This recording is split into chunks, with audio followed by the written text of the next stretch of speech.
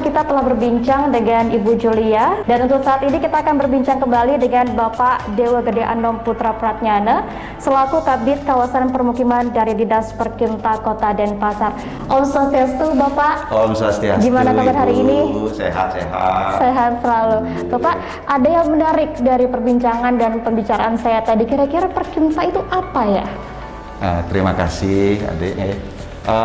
Perkinta itu adalah OPD di Kota Denpasar, yaitu Dinas Perumahan, Kawasan Permukiman dan Pertanahan. Dinas Kota Denpasar. Perumahan, Kawasan Permukiman dan Pertanahan. Wah, cukup panjang juga ya. Oke, baik Pak, langsung saja kita ke topik pembicaraan kita hari ini. Tadi kita sudah membahas tentang strategi yang dilakukan, dan sekarang saya akan mendengar strategi dari Bapak sendiri. Dan pasti kita semua sudah tahu bahwa Kota Denpasar ini merupakan tujuan kota urban yang sangat besar juga di Provinsi Bali ini. Kira-kira ada pengaruhnya nggak strategi yang akan dilakukan karena ini merupakan kota urban, jadi ada kendala yang dilakukan untuk melakukan program Kotaku seperti ini?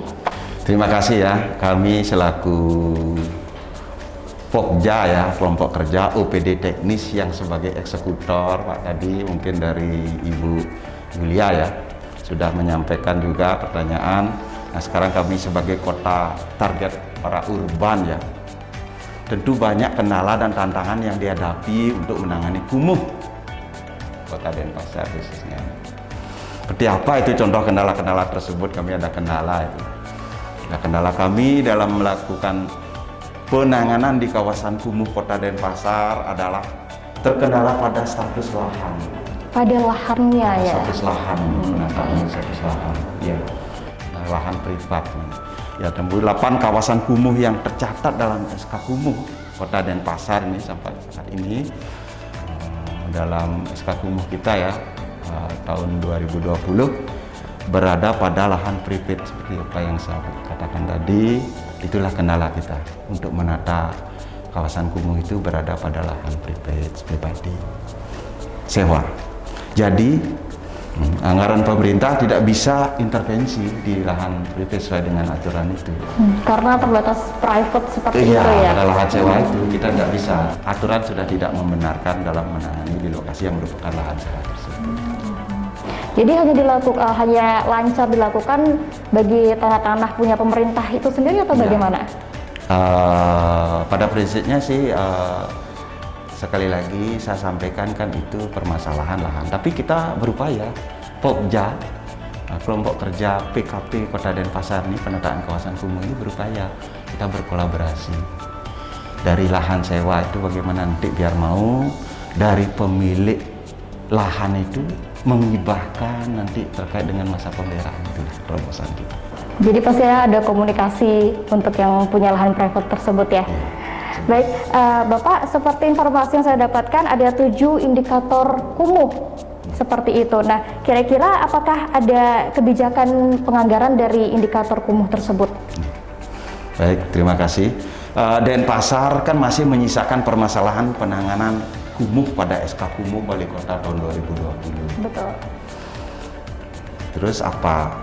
Sudah ada kebijakan tadi kan begitu pertanyaannya, penganggaran atau rencana untuk penanganan kumuh.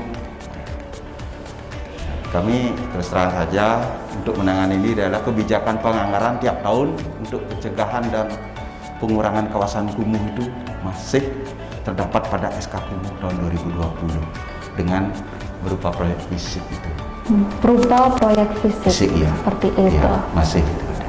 Nah sekarang ya kita aspek paling banyak yang menjadi masalah adalah aspek bangunan gedung, keteraturan bangunan itu tidak teratur. Jadi di mana sesuai jawaban pertanyaan sebelumnya bahwa pemerintah Kota Denpasar tidak bisa mengambil penataan bangunan karena mayoritas bangunan pada permukiman kumuh berdiri di atas lahan privat sewa. Aspek selanjutnya adalah jalan lingkungan. Nah ya inilah seperti penjelasan tadi, jalan yang akan ditata juga terkendala hak milik.